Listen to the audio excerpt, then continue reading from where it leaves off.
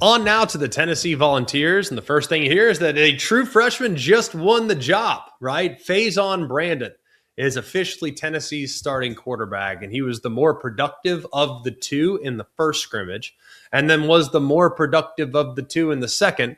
And by all accounts, by the end of it, it wasn't particularly close. Now, it wasn't flawless by any stretch. You want to be fair about that. He's facing a lot of pressures and different looks from Jim Knowles.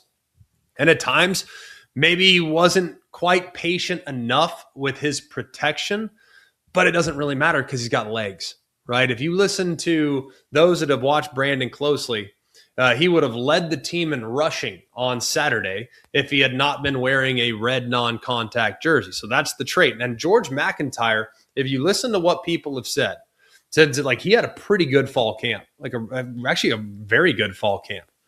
But he just didn't quite make the plays that Faizon Brandon had made consistently. So the upside of Brandon, the mobility of Brandon, and remember, this is in a non-contact red jersey.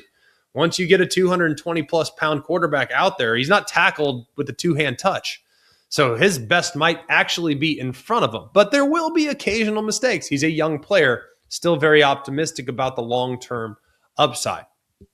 And we've talked a little bit about the loss of Idris Farouk. He was out for the season. He was going to be a starting safety. But people have said that the back end of the defense has already been very, very good in his absence. That was something I was concerned about.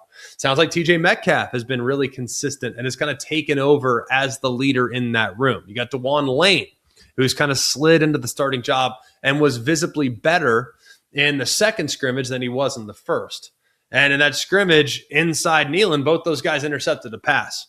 So up front, you also are hearing the name Tyree Weathersby, and people are saying one of the best scrimmages of his career just this past weekend. Xavier Gilliam, which sounds like he's been one of their best defensive linemen up front, so that's big as well. So a couple of newcomers, and the back end solidified even in the absence of what might have been a difference maker in Farouk.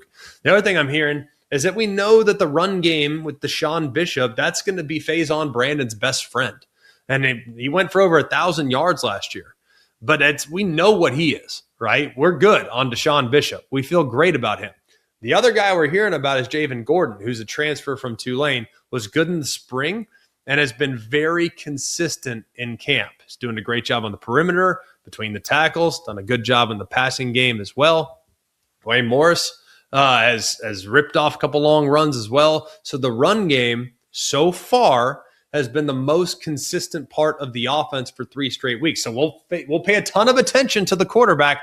Let's not forget what Tennessee does and does very well. That's run the football under Josh Heupel. So you put all those things together. You got a young quarterback whose best trait right now is his mobility and his playmaking ability. You got a defense that sounds like it's improved greatly over the last week. You got a really deep running back room. Maybe you need to hand it off 30 times a game. That's fine. And it's fine if they're not a passing attack. If they want to run it, run it. They want to throw it, throw it. They want to play great defense, play great defense. I'm very encouraged by what I've heard about the progress made with the run game, the offensive line, and the continuity and the depth that they have at running back as well. The one thing we did here, there's a few too many penalties on Saturday, a couple holds, a couple pre-snap mistakes. So you do not want to be a penalty-ridden group because that was not who they were last year, because asking a freshman to play behind the sticks is not ideal. So if they can just clean that up, that will be helpful. Of course, Furman will be week 1. Then the second career start is a road game at Georgia Tech. So very exciting news out of Knoxville, Tennessee, with them naming Faizon Brandon as their starting quarterback.